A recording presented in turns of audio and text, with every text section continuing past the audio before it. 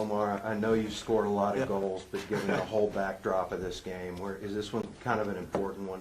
Yeah, it was a special one, just because we needed this win. We knew that this game was a must-win, and we're glad we were able to perform. And after going down to 10 men, we were able to keep that 0 and score another one. So really, really happy with the team's performance tonight. Just what was the whole emotion like surrounding with everything going on? It was amazing. It was amazing. I mean, after 2 weeks that we haven't really played, 3 weeks we haven't played here, and what happened on the 3rd of August, and be able to score in front of my hometown and celebrate with all my friends and family was unbelievable. All right, and then can you translate this for Yes. Edson? Is that the greatest goal you've ever scored? Es el mejor gol que has metido en toda tu vida. No, I haven't metido otro. Said he scored another one that was better than that one. Just describe it. ¿La quisiste representar? Pues, he tried to recross it really, and it ended up in the back of the net. So, yeah, it was an amazing goal and unbelievable. I think I was right. Omar, with regards to 2 months without being able to pull off a win, Yeah. Today, just what was it? Was there extra motivation there tonight? Yeah, definitely. We don't deserve to be where we are now. I feel like we've had a great season. We've done well. We just haven't had that last pass, that last goal, that last shot that hasn't gone in. So we need to get back on a winning streak. We need to get back into that winning way. So it was good to be able to get the win today, and hopefully we can continue. Edson, ¿cómo sientes la cosa con el equipo ahorita en punto de que están afuera de la zona de clasificación, pero todavía en la pelea? Sí, no, pues tenemos que seguir sacando resultados. Vinimos a una baja muy mala. El equipo estuvo perdiendo partidos consecutivos. Es culpa de todos nosotros, nadie es culpable de lo que pasó. Tenemos que revertir. Hoy, gracias a Dios, se nos dio el resultado y vamos a seguir trabajando para sacar el siguiente partido un resultado favorable y venir a casa otra vez a dar otra alegría al público.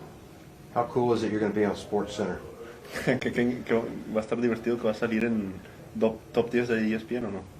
Pues puede ser que sí. No, ya es oficial, ya salió. Ya salió. Es sí, top 10. Ya salió. Pues contento nomás.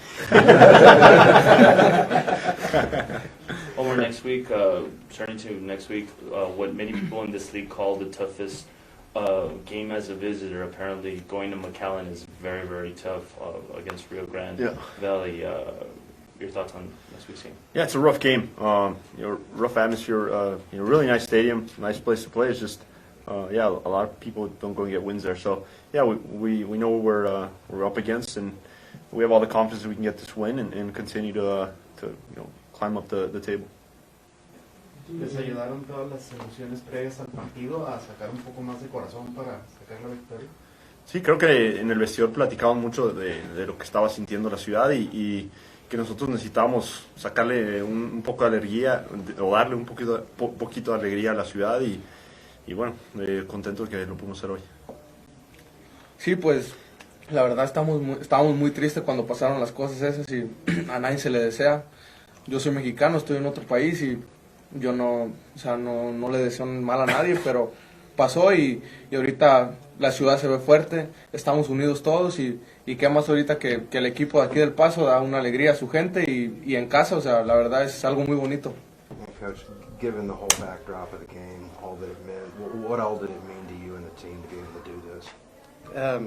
It meant a lot. The emotion over the past 2 weeks with the city, with the community, with the team. At times it's been difficult, but it's also allowed us to come together, to unite a little bit more than we probably were a few weeks ago, and to go out there today and to put on a performance that really exemplified El Paso as the city. It wasn't our best performance by any means, but it was probably our best performance in terms of heart, in terms of passion, in terms of togetherness. In the face of adversity, the city's been thrown a lot of adversity the past couple of weeks. We got thrown it today, going down to 10 men, and the way the guys stuck together. The players came off the bench, came on and helped. showed that it's all about the team. That's been my message the past few weeks. It's not about one player on this team. On any given day, I should be able to select any 11 of them, and they should all be able to go out there and fight for each other, be selfless, and work for each other, and on any given week, no matter what the 11 is. And that's been my message. I think today you saw that.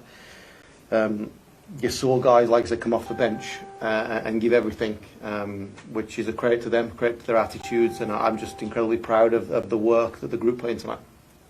Coach, any clue why Chiro got sent off? I'll have to look back. I don't know, because Chiro's a very responsible player. He's a very mature player. I struggle to believe that in that moment when we're 1-0 up, that he would do anything to jeopardise, that scoreline, which obviously going down to 10 men really has a negative effect on the whole game. I'll watch it back because obviously the ball's going down the one end and then something happens down there, you don't see it. What I will say is if there is something, I guarantee Chiro didn't instigate it. That's what I can get. Without seeing the incident, I can guarantee that right now. I know Chiro as a person, I know his character, I guarantee he didn't instigate it. So for the punishments to be different is really annoying. So I'll look back and I'll see what happened. But in those situations where two guys are going at it, you just like to see either 2 yellows, 2 reds, whatever it is. Kind of like the New Mexico situation with Yuma and Santi-Moir, just for fairness and parity. But that wasn't to be. It didn't happen. It allowed us, like I said, it allowed us to fight through it. It allowed us to kind of show some heart and character and show what we're all about. Yeah, we can play the game beautifully, which is what we want to do all the time, but we can also kind of roll our sleeves up and grind out a result when we need to. So it just showed kind of how the group's evolving, how the group's evolving and coming together. Besides the utter brilliance of the goal, was that Partida's goal the type of thing that just hadn't fallen for you in the last 2 months? Yeah, and we've been talking about that a lot. There's not many goals. You watch any game, whether it's the USL, Premier League, you watch the goals today, right? No goal is ever just given on a plate to a player, where it's an open goal and he gets to just roll in. At some point, those attacking players have to do something a little bit special. Whether it's to create themselves some space, whether it's to beat a guy 1v1, whether it's to make a great finish. Like, at some point in the move, somebody has to kind of do something a little bit out of the ordinary to create a goal. That's football, right? We've been very much just not taking shots. We've been not going 1v1 at players, and we've been looking to kind of create this perfect situation for a shot. And I've spoke to Omar about it, I spoke to Derek about that, I spoke to the guys about that a lot the past couple of weeks. Like, the shots aren't going to be given to you. At some point, as an attacking player, you have to go and make the shot happen. And that's really why I've played Edson the last 2 weeks, because he has his weaknesses, right? He's a young player. Defensively, he has a lot to learn. But he has this ability to create something out of nowhere. It's a cross from a wide where he beats a guy 1v1 and delivers a great ball. You take the Sacramento game, it's 1-1, a couple months ago, and all of a sudden he gets it wide, he beats the guy, whips it, and Jerome goes and scores. That's a bit of magic from a player that the team needs, and tonight that was what he did, and that's what we've been asking the attacking players to do. It's like, it's never going to be a perfect goal, it's never going to be an easy goal. You have to go out there and make something happen at times, and he did that tonight. He took a chance, right? He took a chance. He tried overhead kick. It came off tonight for him. And like I said, it hasn't been happening last week, but partly because we haven't been trying it. You've got to make your own luck at times. The more shots you take, the more luck you create for yourself. So that's kind of been the message as well. Like, let's take more shots. Let's put more crosses in the box. Let's not expect things to just fall for us perfectly. Sometimes you've got to make a shot out of nothing. And tonight he did that, and it was an unbelievable goal. Unbelievable. The team seemed to get into the final offensive 1/3 a lot quicker for 90 minutes tonight.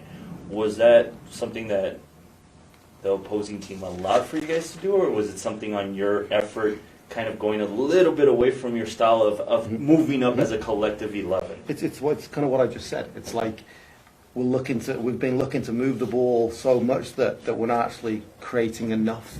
We create enough to win. I think we've created, if you look at the stats, right, we create enough chances. We're probably in the middle of the league in terms of chance creation, but there's been opportunities where we could go create more. I think we don't take enough shots. I think we need to put more cross in the box. And when we did that tonight, we took some shots that you probably look back, I probably shouldn't have taken that shot. But what shots do they build momentum? It builds pressure. right? It gets people excited, which generates this energy. So it might be a shot that flies over 20 yards, think, oh, maybe you could have passed it, but a shot does build this kind of atmosphere and energy throughout the stadium, throughout the team. And then the more shots you take, like I said, just law of averages. The more shots you take, the more crosses you put in the box, you're more, it's more likely to fall to somebody, and they're going to score a goal. So we did say let's be a little more aggressive. We're not going to suddenly go long. It's still football. It's still on the floor, but it's a little bit more progressive. It's get the boys, the two Sebastians, get them turned, get it to Edson, get Brian going forward. We have a forward in Foxy that's going to make himself a nuisance in the box and be a physical presence. And you say he didn't get a goal, but when that ball came in, he was there attacking it, and he goes out for a corner, right? Which now generates this pressure on them. So it was something we spoke about, not going away from who we are, but just evolving at times, right? Evolving, and we need to score more goals. We need to score more goals. So we're working it a lot. The change in the team have reflected that a little bit, and everyone's reacted well to it. As of right now, as of tonight, between 4th place and 11th place, 4 points separate. It's ridiculous, isn't it? Did even you imagine this? And with 11 games to go, 33 points up for grab, what kind of dynamic does this give the latter half of the season, the home stretch? Well, we knew, when we went on that 9-game beaten run, we got ourselves to a really good spot.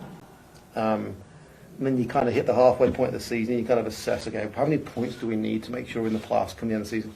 A lot of injuries, a lot of adversity, red cards, PKs, all these things building up. But even in this 7-8 game run where we weren't able to get the win, we felt that, we picked up a draw here and there that kind of kept us in the mix. Teams don't really go on, apart from Phoenix.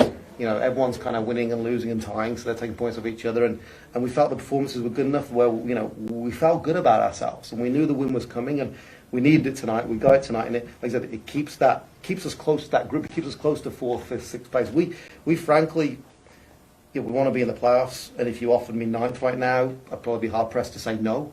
But we believe we're a team that's shown over the course of with our performances, with the quality, that we should be on the higher end of that, in the top 5. We got ourselves there. We were joint top for a week or two. We got ourselves there. Then we lost a ton of players. We're now getting them back. We need to get back there again. Get as hard as possible, because I believe that's where we belong. I really believe that. The guys have shown we belong towards the top part, not the bottom half of the playoffs. How is there a process for appealing red card decision in the USL? We're going to look at it. We looked at it with Yuma. We spoke about it with Kiffy last week, because you say Kiffy's won it. He hasn't hit the guy in the face. He's hit Asante's arm. It's like, it's not a red card. Now the ref makes decision in the moment. I get that. The process of appealing is difficult. It's not an easy process. I think that's by design. But at some point, I feel like I spoke to Andrew about it already. We need to look at it at least and have some conversations about it, because Chiro is so important to us. He's shown, we don't play as well when he's not playing. That's just reality. What he gives us defensively and offensively, he builds the attacks for us, is priceless. So we need him on the field, and so we're definitely going to look at the video and see if it's worth it. We've got to get it done quickly. I think it's within 24 hours. We've got to get it in. So we need to move quickly on that. Jerome Kiesewetter on the bench tonight, and then Alexi Bisetti joining from OKC. Is there going to be changes in attack the next couple of weeks? Yeah, and yes, there will, and that's going to be purposeful, because what I'm trying to create, and I maybe should have done this earlier in the season, is an understanding that it's a team game. That you take Man City for instance. In any week you pick Mahrez or Silva wide, or Sterling and Sane, and it's an understanding that he goes in, he does a job, and then he gets a rest, and there's a rotation. So I want to get a rotation going with guys, and it's not going to be because of form or because of he's not playing. No, it's just like this is a team game. We have to find solutions within the team. So whether it's Edson or Omar out wide, right, based on the type of game, based on the type of fullback we're going against, we should be able to pick one of those. And they support each other, which they have done, and the next one gets ready to come in, like tonight, and affect the game in a positive way. Whether it's as the 10 position with Contreras, Pizzetti, and Velasquez now fighting for those spots. Like, this creates good competition, and players need to understand that that's healthy. No one's trying to hold a player back. No one's trying to keep a player out of the team. It's healthy, and frankly, it's better for the team if they're being pushed to work hard every day and be on their game, be on their toes, then the performance is going to be better on the Saturday. But there is going to be rotation, and it's something that I want to get within this group a little bit more. It's been tough with injuries to rotate, right? It's been really tough. I wish I could do it with the back four a little bit more than I have, but how can I give Drew a rest or when there's no one to come in for Drew? So it's like, you know, in the front half of the field now we have that luxury where I feel like we've got a certain group of players that, like I said, on any given day, I don't think the quality goes down. Whereas Edson or Omar, Bazzetti, Contreras, Velasquez, you know, Gomez, you know, Giroud, like, I don't feel the quality changes much now, and that's helpful, that's good, right? You know, I'd love to get back there with the back four, you know, where we can have that competition. So there will be rotation. It's a normal part of the game. We have a lot of games left of the season, a lot of soccer left, but I want players healthy, I want players ready to go when they get called on to go in there and do what they did tonight. You know, Edson starts, gets goal, Omar comes on for Edson, finishes the game off. That's beautiful. That's how the game should be played. How's Brown? Thanks, sir. He got a big knock on the head, a little bit of blood. Yeah. They'll obviously assess him for concussion, which is normal procedure. I hope he'll be okay for RGV. Obviously, losing him and Chiro is going to be it's going to be challenging. So he's a tough guy. He'll make sure he does whatever he can to play, even if he, you know, is assessed as a concussion. He'll start the protocol as soon as he possibly can because that type of guy he is, and we'll assess him. We'll take it easy with him. You know, the head injuries are always rough, but I'm hoping it's more superficial than actual internal. You know, because he does have a gash, he's a bit of blood. So sometimes they're the ones, they look the worst, but they're the ones actually the ones you can deal with and they can be straight back in. So we hope that that's more the case, and we'll go from there.